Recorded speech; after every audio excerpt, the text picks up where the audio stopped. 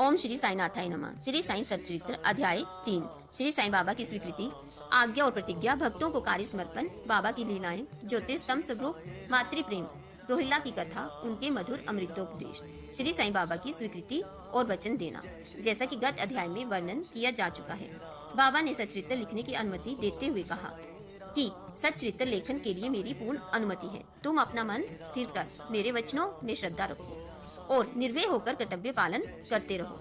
यदि मेरी लीलाएं लिखी गई तो अविद्या का नाश होगा तथा ध्यान व भक्ति पूर्वक श्रवण करने से दैहिक बुद्धि नष्ट होकर भक्ति और प्रेम की तीव्र लहर प्रवाहित होगी। और जो इन लीलाओं की अधिक गहराई तक खोज करेगा उसे ज्ञान रूपी अमूल्य रत्न की प्राप्ति हो जाएगी। इन वचनों को सुनकर हेमाडपंत को अति हर्ष हुआ और वे निर्भय हो गए। उन्हें दृढ़ विश्वास हो गया कि अब कार्य अवश्य ही सफल होगा।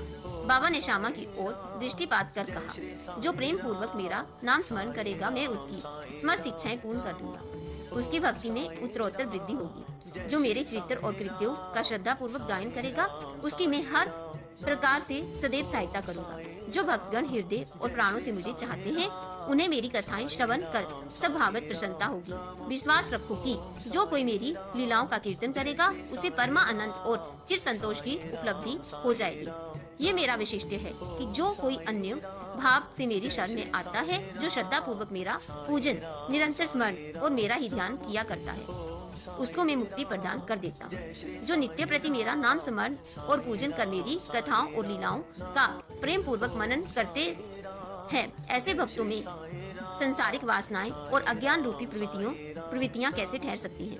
मैं उन्हें मृत्यु के मुख से बचा लेता हूँ।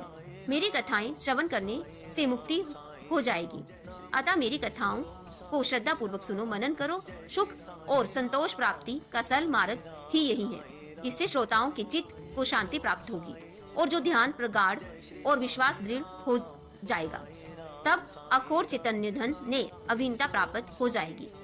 केवल साईं साईं के उच्चारण मात्र से ही उनके समस्त पाप नष्ट हो जाएंगे। भिन्न भिन्न कार्यों की भक्तों को प्रेरणा।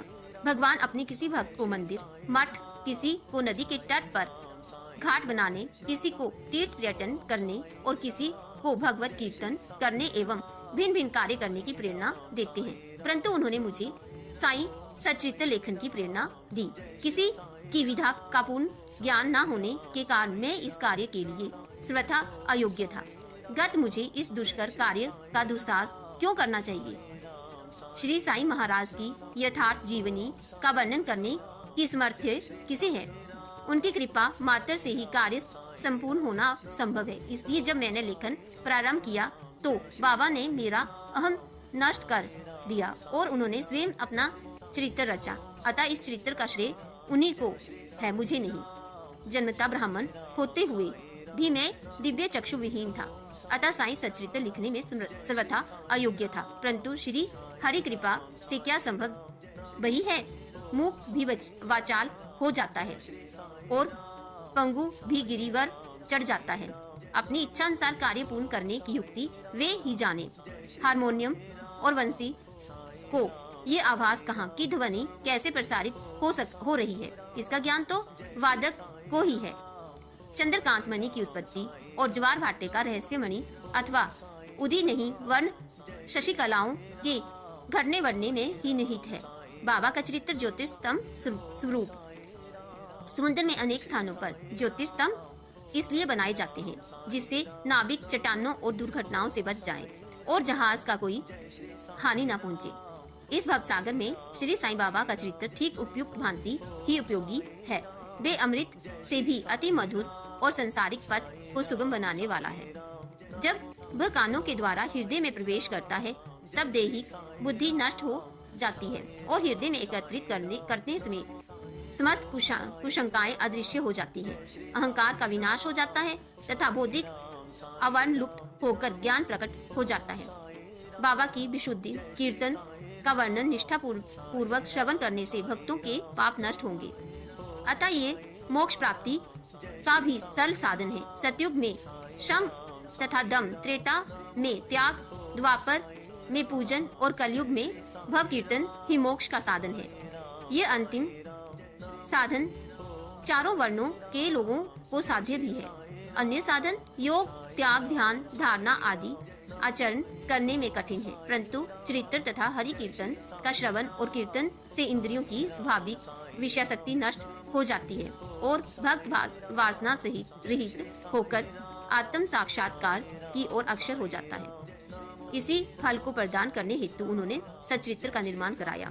भक्तगण अब सरलता पूर्वक चरित्र का अवलोकन करें और साथ ही उनके मनोहर स्वरूप का ध्यान कर गुरु और भक्त भक्ति के अधिकारी बने तथा निष्काम होकर आत्म साक्षात्कार को प्राप्त हो। साईं सच्चरित्र का सफलता पूर्वक संपूर्ण होना ये साईं महिमा ही समझे। हमें तो केवल एक निमित्त मात्र ही बनाया गया है। मातृ प्रेम, गाय का अपने बछड़े पर प्रेम सर्वविदित ही है। उसके स्तन सदैव दुग्ध से पूर्ण रहते हैं और जब भूखा बछड़ा स्तन की ओर दौड़कर आता है तो दुग्ध की धारा स्वतः प्रवाहित होने लगती है। उसी प्रकार माता भी अपने बच्चे की आवश्यकता का पहले से ही ध्यान रखती है, ठीक समय पर स्तनपान कराती है। वह बालक का श्रृंगार उत्तम ढंग से करती है, परंतु बालक को इसका कोई भी भान ही नहीं होता। बालक के सुंदर श्रृंगार शरीर को देखकर माता के हर्ष का पारावार नहीं रहता। माता का प्रेम विचित्र, असाधारण और निस्वार्थ है, जिसकी कोई उपमा नहीं है। ठीक इसी प्रकार सद्गुरु का प्रेम अपने शिष्य पर होता है। ऐसा ही प्रेम बाबा का मुझ पर था और उदाहरणार्थ वह निम्न प्रकार का था। सन 1916 में मैंने नौकरी से अवकाश ग्रहण किया। जो पेंशन मुझे मिलती थी वह मेरे कुटुंब के निर्वाह के लिए अपर्याप्त थी। उसी वर्ष की गुरु पूर्णिमा के दिवस में अन्याय भक्तों के साथ शिरडी गया। वहां अन्ना चिचिर्णिकर ने सर्वथा ही मेरे लिए बाबा से इस प्रकार प्रार्थना की कि इनके ऊपर कृपा करो। जो पेंशन इन्हें मिलती है वह निर्वाह योग्य नहीं है। कुटुंब में वृद्धि हो रही है, कृपया और कोई नौकरी दिला दीजिए ताकि इनकी चिंता दूर हो और ये सुखपूर्वक रहें। बाबा ने उत्तर दिया कि इन्हें नौकरी मिल जाएगी, परंतु अब इन्हें मेरी सेवा में ही आनंद लेना चाहिए। इनकी इच्छाएं सदैव पूर्ण होंगी। इन्हें अपना ध्यान मेरी ओर आकर्षित कर अधार्मिक तथा दुष्ट जनों की संगति से दूर रहना चाहिए। इन्हें सबसे दया और नम्रता का बर्ताव और अंतकरण से मेरी उपासना करनी चाहिए। यदि ये इस प्रकार आचरण कर सकें तो नित्यानंद के अधिकारी हो जाएंगे। रोहिला की कथा, ये कथा श्री साईं बाबा के समस्त प्राणियों पर समान प्रेम की सूचक है। एक समय रोहिला जाति का एक मनुष्य शिरडी आया। वह ऊंचा, पूरा सुदृढ़ तथा सुगठित शरीर का था। बाबा के प्रेम से मुग्ध होकर वे शिरडी में ही रहने लगा। वे आठों प्रहर अपनी उच्च और कर्कश ध्वनि में कुरान शरीफ के कलम पढ़ता और अल्लाह अकबर के नारे लगाता था। शिरडी के अधिकांश लोग खेती में दिन भर काम करने के पश्चात जब रात्रि में घर लौटते तो रोहिला की कर्कश पुकारें उनका स्वागत करती हैं। इस कारण उन्हें रात्रि में विश्राम न मिलता था, जिससे वे अधिक कष्ट असहनीय हो गया।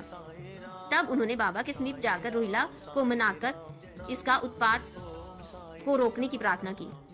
बाबा ने उन लोगों की इस प्रार्थना पर ध्यान न दिया। इसके विपरीत गांव वालों को आड़े हाथों लेते हुए बोले कि वे अपने कार्य पर ध्यान दें और रोहिला की ओर ध्यान न दें। बाबा ने उनसे कहा कि रोहिला की पत्नी बुरे स्वभाव की है और वह रोहिला को तथा मुझे अधिक कष्ट पहुंचाती है, परंतु वह उसके कलमों के समक्ष उपस्थित होने का साहस करने में असमर्थ है और इसी कारण वह शांति और सुख में है।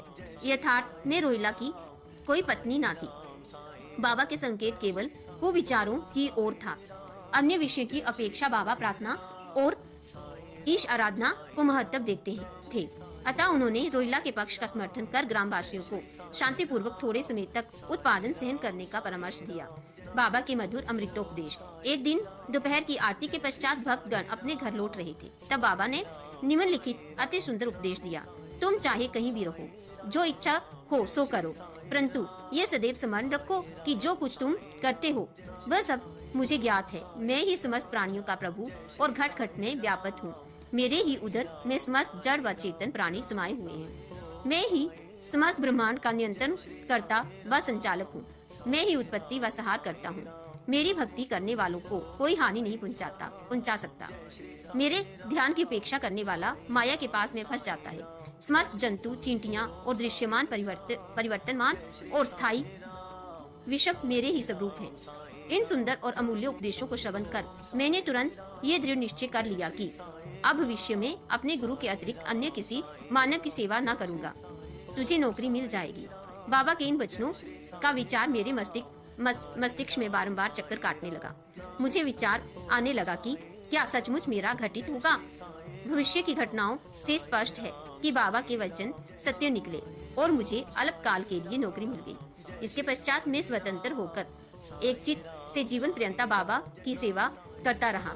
इस अध्याय को समाप्त करने से पूर्व मेरी पाठकों से विनम्र प्रार्थना है कि वे समस्त बाधाएं जैसे आलस्य, निद्रा, मन की चंचलता व इंद्रियां आसक्ति दूर कर और एक चित्त हो अपना ध्यान बाबा की लीलाओं की ओर वे और स्वाभाविक प्रेम निर्माण कर भक्ति रहस्य को जाने तथा अन्य साधनाओं में व्यर्थ श्रमित न हो। उन्हें केवल एक ही सुगम उपाय का पालन करना चाहिए और वह है श्री साईं लीलाओं का श्रवण। इससे उनका अज्ञान नष्ट होकर मोक्ष का द्वार खुल जाएगा। जिस प्रकार अनेक स्थानों में भ्रमण करता हुआ भी लोभी पुरुष अपने गड़े हुए धन के लिए सत्ता चिंतित रहता है, उसी प्रकार श्री साईं को अपने हृदय में धारण करो। अगले अध्याय में श्री साईं बाबा के शिरडी आगमन का वर्णन होगा। श्री सद्गुरु साईनाथ अर्पणमस्तु। शुभम भवतु। ओम साई राम।